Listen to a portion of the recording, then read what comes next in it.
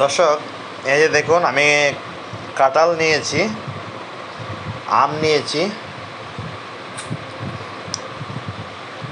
পান্তা ভাত নিয়েছি। এই যে আমি পান্তা দিতেছি, এই যে পান্তা। অবশ্যই এর আগে আমি যে নারিকেল খেয়েছি, এই যে আমার নারিকেল, এটা আমি খেয়েছি। আমার সামনে কিন্তু কালকে আমি 2বার চর্বি খেয়েছিলাম। আমার সামনে কাঁঠাল আর চর্বি দিয়ে রান্না তরকারি আছে। আমি এটা না খেয়ে এটা খেতেছি। এখানে আবার কি হবে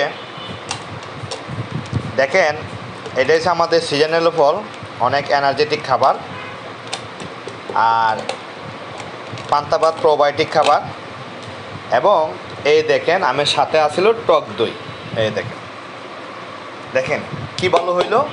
আমি দিন শুরু করলাম দেশি ফল আম কাঁঠাল দিয়ে। আমার বাড়ি থেকে কাঁঠাল এনেছিল এবং টক দই, পান্তা আছে, ব্যাস। আমি আরেকবার সন্ধ্যার আগে পরে খাবো সারাদিনের খাবার। এখন বাজে 11টা 12। তো আমি এইভাবে আমার লাইফস্টাইলটা ফলো করি, আপনারাও করতে পারেন। দর্শক, আসলে কি এখানে আমি লবণ টবণ কিছুই দেবো না, একদম ন্যাচারাল। দেন টক দই আর পান্তা ভাত, এটা প্রোবায়োটিক খাবার। আর আম আর কাঁঠাল, এটা দেশি খাবার। এখন আপনি বলতে পারেন যে ভাই খালি খাবারের ভিডিও দেন।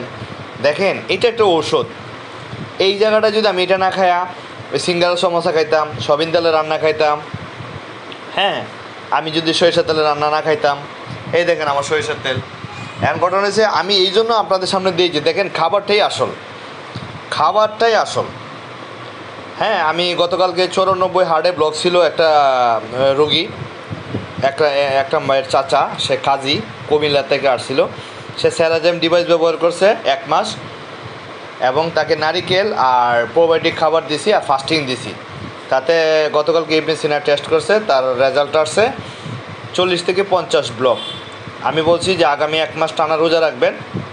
রোজা রাখবেন না গ্লুকোজ ছাড়া, রোজা ভাঙবে না গ্লুকোজ ছাড়া, তাতে আপনার হার্টের ব্লক চটে যাবে ইনশাল্লাহ। দর্শক, লাইফস্টাইল ফলো করেন। আমি অনেক ডায়াবেটিস রোগী ভালো করতেছি ইনশাল্লাহ। ডায়াবেটিস রোগীর মূল যে জিনিস, সেটা হচ্ছে সুগার না, সেটা হচ্ছে তার হরমোন, খাবারের হরমোন।